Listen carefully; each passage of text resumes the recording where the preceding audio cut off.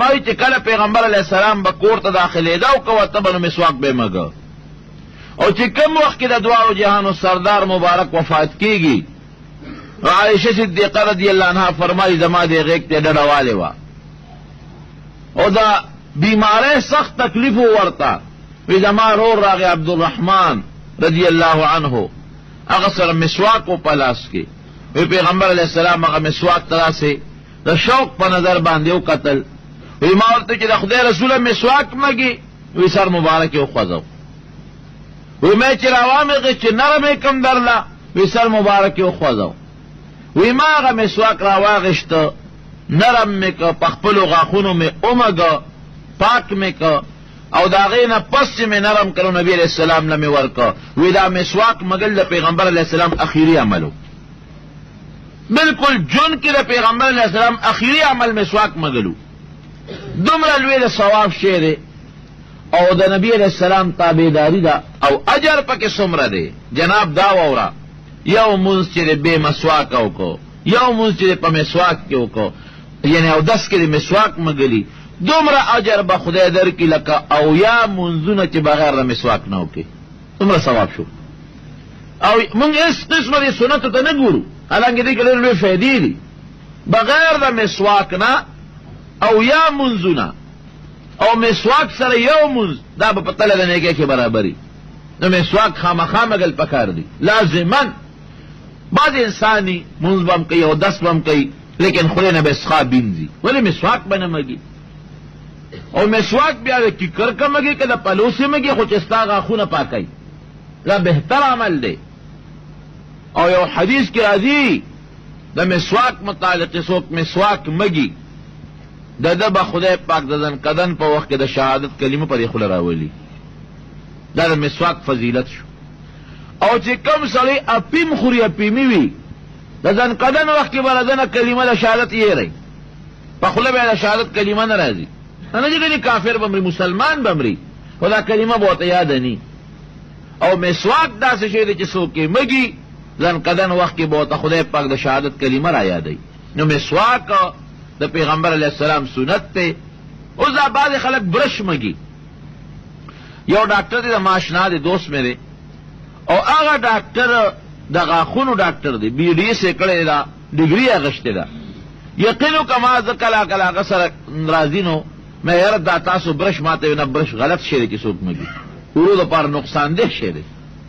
وي دا قمقل خلک وي چې برش مګي ها ماته وی هغه چې کم ملهم دي ټوت پیسټ دغه ملهم یا هغه پوډر نو مسواک باندې هغه سړی اچوي نو په دغه غاښونو دی مګي وی زه چېرته هم چاته دا نه وایم چې یاره ته برش مګه برش غوری خرابوي نقصان پیدا کوي هغه سخت شی وي نقصاني شی دی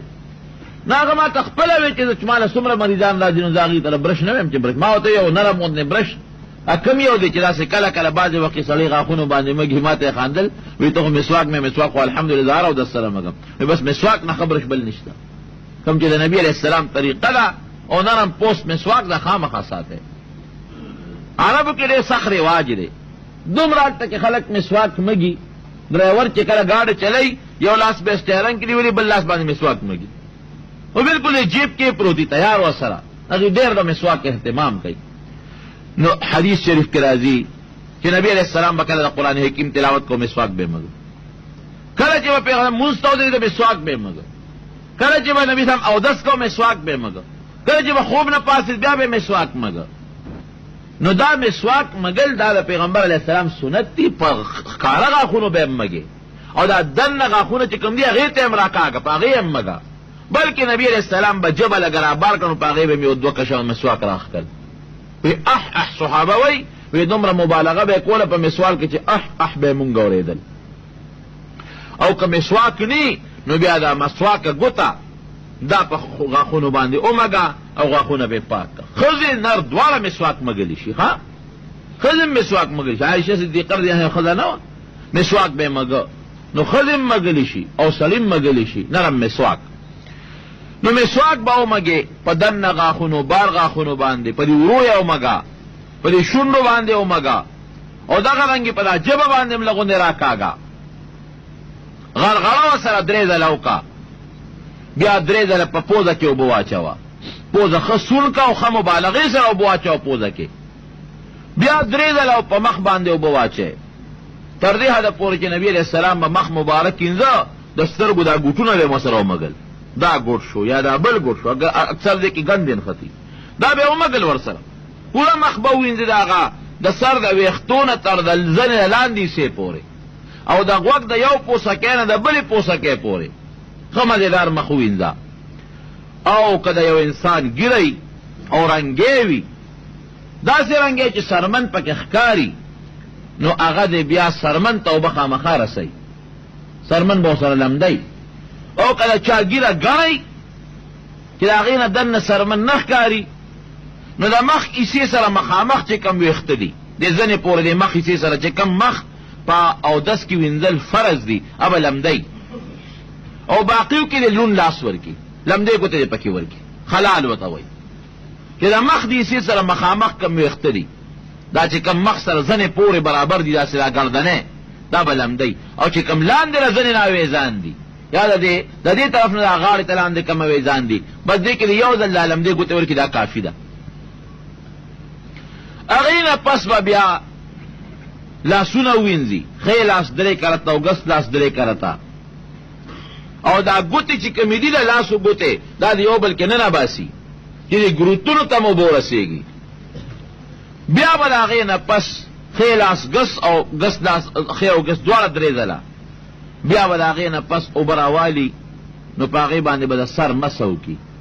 اوبه راوالي مسه دې ته وایي چې په دې سر به لاس کېږي او شاته به یې سوټه پورې راکاږي، بیا دې مخې له راولي یو ځل یې که لاس راښکه شا پورې نو هم کافي ده. سټ باندې مسه مستحب ده. د هغې نه پس به بیا د خیخ په وینځي 3 کرته اوبه واچوي، بیا د ګسخ په وینځي 3 کرته اوبه واچوي. خدا دې یاد ساتي چې کله خپه انځي د خپې ده ګروتونه به هم لمدی. نو د هغې لپاره بعضې خلک ده ګوته کې د بره نه پکې دا ګوته داسې ورکي نو دا هم ښه ده، خو نبي علیه السلام چې کومه طریقه ښولې ده نو هغه داسې نه ده. هغې به دا قچی ګوته د ګوتې د لاندې نه راښکه چې کوم لاندې طرف دی که نه د لاندې نه به یې دا ګوته وردن نه کړو دا یو ګروت کې به یې ورکړه بیا دی بل کې بیا دی بل کې بیا دی بل کې. نو دې کې یو حکمت دی که ستاسو خیالي د بره نه که دې ګوته راښکه نو د ګوتو دا لاندې دا ځای اوچ اکثر پاتې شي. تاسو وګورئ چې اودس وکئ بیا په ژمي کې چې اودس وکئ نو دا ګوتو دا ویښونه چې کوم دي لاندې ځمکې سره دا اوچ پاتې کېږي، او چې لمده ګوته دې د لاندې نه هسې راښکه نو دا لاندې چې کوم دا ځایونه دي د خپې دا ټول لامده شي ورسره. بیا به یې په دې بدابل داسې وکړله په دې طریقه باندې لاندې نه بیا وکړل دا ګروتونه به لامده شو او د ګوتو چې کوم ویښونه و نو هغه هم ورسره لامده شو. دا خورونو د اودس طریقه ده. اوس بعضې دعاګانې کتابونو کې راغلي دي، هغه دعاګانې چې د قرآن یا د حدیث د نبي علیه السلام نه ثابت دي بزرګانو جوړې کړي دي، ښه دي که څوک یې وایي څه ګناه پکې نشته، لیکن په یو خبره په یو مسله ځان پوه کې اودس کې به بالکل ګورې پوره خیال ساتئ چې یو ځای هم اوچ پاتې نه شي. ولې که اوچ پاتې شو نو اودس دې ونه شو مونځ دې ونه شو. نبی علیه السلام په یو سفر باندې روانو، یو صحابي فرمایي وی مونږ ته مخکې وی اوبه لګې وې او زمونږ تلوار وه نو مونږ زر زر اودس وکړو نو د بعضې ملګرو پوندې اوچې پاتې شوې چې زر زر سړی کوي اوبه لګي نو پوندې اوچې پاتې کېږي. وی دی کې پیغمبر علیه السلام را ورسېد وی چې وی قتل د بعضو پوندې اوچې وې اعلان یې وکړه چې ویل للاعقاب من النار. دغه پوندې چې دا د چا اوچې پاتې شوې دیله به د جهنم په اور کې ډېر لوی هلاکت ملاویږي، د جهنم اور کې به سوځي. نو بعضې خلک په دې جمعې کې خصوصا چې اودس کې ګیټۍ اوچې وي پوندې اوچې وي د هغې ګوره خیال ساته چې دا پوندې او دا ګیټۍ ده نه اوچې پاتې نه شي. بله مسله درته ووایم، بعضې وخت کې اوبه کمي یا مثلا تلواره ده یا ګاډې روان دی نو مونږ هر یو سړی نښتي دا مستحب اودس کې 3 کرته یو اندام خامخا وینځي. ګوره 3 کرته مستحب سنت دي، 2 کرته مستحب دي، 1 کرت که د مخ لاس وینځل دام جایز دي. اوس ګاډې روان دی او ډرایور در باندې تلوار کوي نو که یو ځل دې په مخ لپه واچوله یو ځل دې لاس لون که یو ځل دې په خپو اوبه واچولې خوله او پوزه کې یو ځل اوبه واچولې دا هم صحیح ده. یا مثلا اوس ملګري دي ګڼ دي او اوبه ډېرې کمې دي، نو دا ورته انخطې وي سیو په دې مستحبو باندې عمل کوي، درې ځله هر یو انخطې سبیل کې اوبه خلاصې شي باقی یې پاتې شي. نه چې ملګري ګڼي یا اوبه کمې یا سفر دی یا لوټې کمې دي، بس یو ځل مخ باندې اوبه واچوه، یو ځل په لاس اوبه واچوه، یو ځل خپې ووینځه، بس دا کافي دي. بلکې خوله او پوزه کې کدې وام نه چولې او مودس کېږي. دا خوله کې اوبه اچول یا پوزه کې اوبه اچول دا سنت دی، مستحب دی، دا واجب نه دی. په غسل کې پوزه کې اوبه اچول او خوله کې اوبه اچول غرغړه کول دا واجب دی، په اودس کې خو واجب نه دی، مستحب دی. نو دې باندې لږ خیال ساته. یو دا دی ګوره، دا په کاغذ چې سړی ځان اوچ کی یا په لوټه چې ځان پاک دا مستنجا وشوه. اوس د هغې نه پس که یو سړی په اوبو باندې ځان پاک کوي نو دا هم سنت دی. او که یو سړي په اوبو ځان پاک هم نه که او په لوټه باندې ځان پاک کړی دی یا په کاغذ ځان پاک کړی دی هم کېږي ورسره مونځ چېره دام دی وکړي. ښه اوس په سفر باندې اکثر مونږ په دې سفر کې ځو نو مونږ وینو یو ځای وي هغه داسې چې هغې کې پرده ني یا لوټه ني، او بیا هم بعضې خلک انخطې په اوبو استنجا کوي. هلکه اوبو باندې استنجا کول دلته مستحبه ده، او چې خلک ستا اندام اینې هغه حرامه ده، نو د مستحبو لپاره د حرامو ګناه ولې ګټئ؟ بس په لوټه دې ځان وچ کړی دا کافي دی. که راکوټې استنجا ده او که لویه استنجا ده چې په لوټه دې وکړه یا په کاغذ دې وکړه یا په ټوکړه دې وکړه، دا مسله ګورې واورئ، په لوټه یا په کاغذ یا په ټوکړه یا په مالوچ وي وړه استنجا یا غټه وي دواړه، او مثلا اوبه شته پرده شته تلوارم نشته، نو په اوبو باندې وکړه ثواب به دې چې مستحب دی.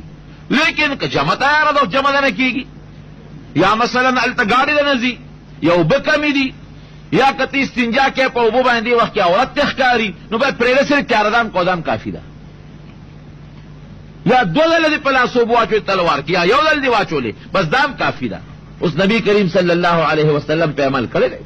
بعضې وخت کې دا خدا همیشه نه، دا هغه وخت کې چې مثلا عذري ما راته هغه عذرونه وي جمع تیاره ده یا ګاډي نه نه ځي، او یا مثال په طور اوبه کمې دي یا عورت ته ښکاره کېږي که ته استنجا کې بل لږې اوبه به لګی ګورې ډېرې اوبه به هم نه لګی او پوره دا اندام به یې ځي دا د کونډۍ پورې به نه مګېده دې ته څه وایي دا څنګل پورې نه لګوندې یو پوټې داسې یو سپخ زیات ځای ورسره ووینځه. نبی کریم صلی الله علیه وسلم فرمایل وددت ان رأینا اخواننا، ارمان د دا مې زړه کې یو سوچ دی که ما خپل رونه لیدې وې څه خبه وه؟ صحابه ورته وي د خدای رسوله مونږ ستا رونه نه یو څه، مونږ ستا رونه یو که نه؟ وی نه تاسو خو مې رونه مې او تاسو مې ملګري مې. رونه زما هغه خلک دي چې هغې لا راغلي نه دي، لا پیدا شوي نه دي، وروستو به راځي پیدا کېږي به غایبانه او په ما باندې ایمان راوړي. نو ګوره مونږ او تاسو ته نبی کریم صلی الله علیه وسلم رونه ویلي دي، وی رونه مې هغه خلک دي. او واقعي او صحابه کرامو خو پیغمبر علیه السلام لیدلی دی، د هغه معجزې یې لیدې دي، پاکه زمانه کې پیدا و، د نبی علیه السلام مخ مبارک به یې لیده د ایمان به یې راوړه. مونږ خو نه نبی علیه السلام لیدلی دی نه د هغه معجزې لیدې دي، نه په هغه پاکه زمانه کې پیدا یو، په دې ګنده وخت کې پیدا یو، ګنده خلکو کې پیدا یو. او دې وخت کې چې مونږ په نبی علیه السلام او په خدای ایمان راوړو دا یقینا ډېره لویه د کامیابۍ او دغه خبره ده. نوې ارمان که ما خپل رونه ولیدې نو څه خبئ؟ رونه یې څوک دي د خدای رسوله؟ هغه خلک دي چې هغه لا پیدا نه دي او غایبانه او په ما باندې ایمان راوړي. نو بیا دې صحابه تپوس کړي د قیامت په ورځ باندې به ته د خپل رونه یینې؟ وی او ته به په څه باندې پېژنې د خدای رسوله؟ خو به ډېر زیات خلک وي، ته ولې پکې د خپل رونه په څه پېژنې؟ نو پیغمبر علیه السلام وفرمایل وی یو سړی دی چې د هغه اسونه دي او د ده اسونه سپینو تندو والا دي، تندي هم سپین دي او د اسونو خپې هم سپینې دي، او دا په خړو پړو اسونو تورو اسونو کې ګډ شي، دی او پکې د خپل اس پېژنې که به نه پېژنې؟ یا د خدای رسوله پېژنې نور تور دی دا پکې سپینو خپو والا دي، سپین تندي والا دي. وی دقه رنګې د قیامت په ورځ به زما د امت د اندامونو نه به سپینه رڼا خېږي، په هغې به د خپل امتیان پېژنم. د یو امتي نه دا آدم علیہ السلام نه تر عیسی علیہ السلام پورې چې څومره پیغمبران تیر شوي دي د هغوی په امت کې د یو امتي له تندي نه یا د اودس د اندام نه برنا نه خیږي. او الحمدلله زمونږ د پیغمبر علیہ السلام د امت د اودس د اندامونو نه به د قیامت پر ورځ باندې رڼاګانې خیږي دي په هغې به د خپل امت پېژنه رڼا خو هله خیږي ته اندا. حضرت ابو هریره رضی الله عنه به لږه مبالغه کوله هغه به ترخ پورې لاس وینځه حالانکه نورو صحابو به داسې نه کول هغه به ترخ پورې او خپل به یې کونډۍ پورې وینځله وایي چې زما به د اندام نه ډېره رڼا خیږي. دا خو د هغه خپل یو ښه سوچ و لیکن زمونږ شریعت کې به داسې نه کوي